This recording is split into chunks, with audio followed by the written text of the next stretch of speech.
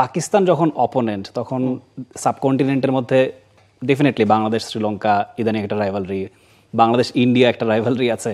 পাকিস্তানের বিপক্ষে রাইভালরিটা অত প্রকট না, কিন্তু মিউচুয়াল রেসপেক্টের পাশাপাশি একটা তো আসলে হিটেড সিচুয়েশন থাকে। তো কতটুকু এক্সাইটিং মনে হচ্ছে? কখন হয় যখন আপনি জিততে পারেন। শ্রীলঙ্কার সাথে বাংলাদেশ জিততে পারে দেখেই ওই হিটেড সিচুয়েশনটা তৈরি হয়। পাকিস্তানের সাথে তো আমরা দেখছি যে শেষ 10 ম্যাচের কথা বলুন, শেষ 5 ম্যাচের কথা বলুন, বা ওভারঅল হেড টু হেড বলুন, কোনো জায়গাতেই বাংলাদেশ কম্পিটই করতে পারছে না। সে কারণে আসলে ওই হিটেড সিচুয়েশনটা হচ্ছে না।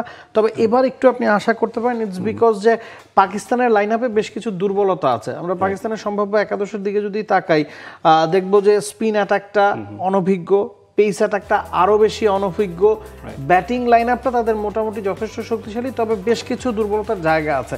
বসুন্ধরা টিস্যু, অশুদ্ধতার বিরুদ্ধে এক বিন্দুও ছাড় নয়।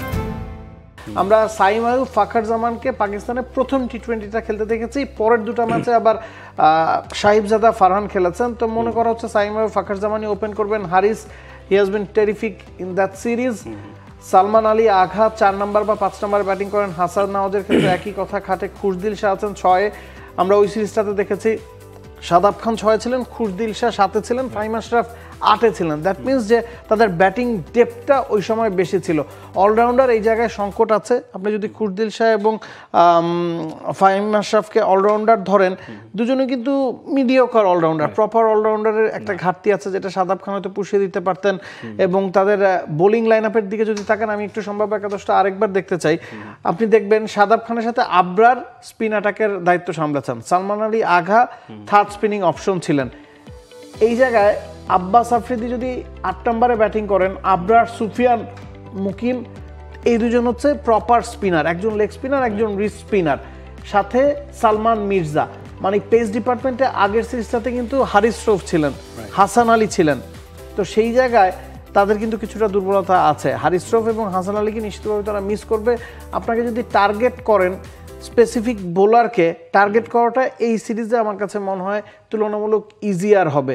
এবং এই স্পিনারদের কথা যদি বলেন, আবরার বা Sufiyan Muqeem, they are not experience cricketer in this type of scenarios.